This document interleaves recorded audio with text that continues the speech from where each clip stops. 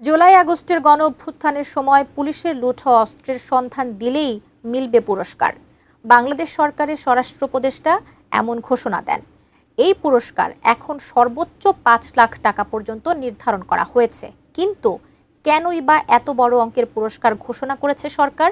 বিস্তারিত জানাচ্ছেন জান্নাতুন নাহার জেরি। গত বছর জুলাইয়ে ছাত্র আন্দোলনের সময় শেখ হাসিনা সরকারের পতন হয়। এরপরই একদিকে আইনশৃঙ্খলা বাহিনীর অবনতি, অন্যদিকে অস্ত্রের মহড়া, চাঁদাবাজি আর খুনের ঘটনায় বিপাকে বাংলাদেশের সরকার। নানা পদক্ষেপ নিয়েও কোনোভাবেই লাগাম টানা যাচ্ছে না অপরাধমূলক কর্মকাণ্ডের। সেই সময় পুলিশের বরাত দিয়ে জানা যায়, তাদের বিপুল পরিমাণ অস্ত্র লুট হয়ে যায় ও হারিয়ে যায়।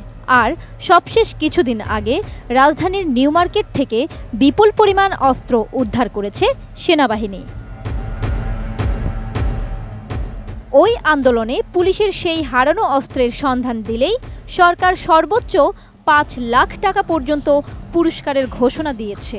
এক্ষেত্রে এলএমজি উদ্ধার হলে তথ্যদাতাকে ৫ লাখ টাকা আর প্রতি রাউন্ড গুলির জন্য ৫০০ টাকা দেওয়া হবে। ২৫ আগস্ট সোমবার সচিবালয়ে স্বরাষ্ট্র মন্ত্রণালয়ের সভাকক্ষে আইন শৃঙ্খলা সংক্রান্ত কোর কমিটির বৈঠক শেষে সাংবাদিকদের এ তথ্য জানান স্বরাষ্ট্র উপদেষ্টা জাহাঙ্গীর আলম চৌধুরী। বিশ্বমানের থার্মিক্স রড, সালাম স্টিল থার্মিক্স, দেশের একমাত্র থার্মিক্স রড।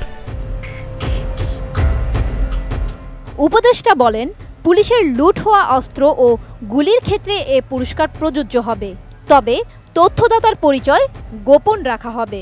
যে ইনফরমেশনটা দিতে পারবে তারা আমরা একটা কত টাকা দিতে পারি, ওরকম একটা নিজেদের ভিতরে আমরা একটা কমিটি করে আমরা হয়তো ২-৪ দিনের ভিতরে হয়তো মিডিয়ায় দিয়ে দিব।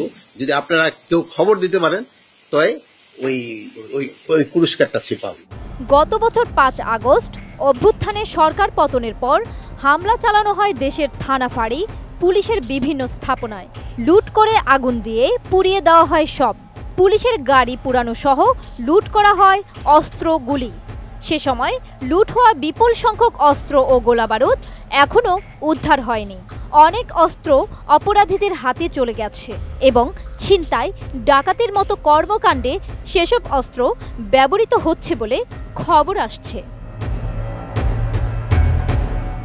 সবশেষ হিসাব অনুযায়ী এখনও ১,৩৬৩টি আগ্নেয়াস্ত্র ও ২,৫৭,৭২০ রাউন্ড গোলাবারুদ উদ্ধার করতে পারেনি পুলিশ।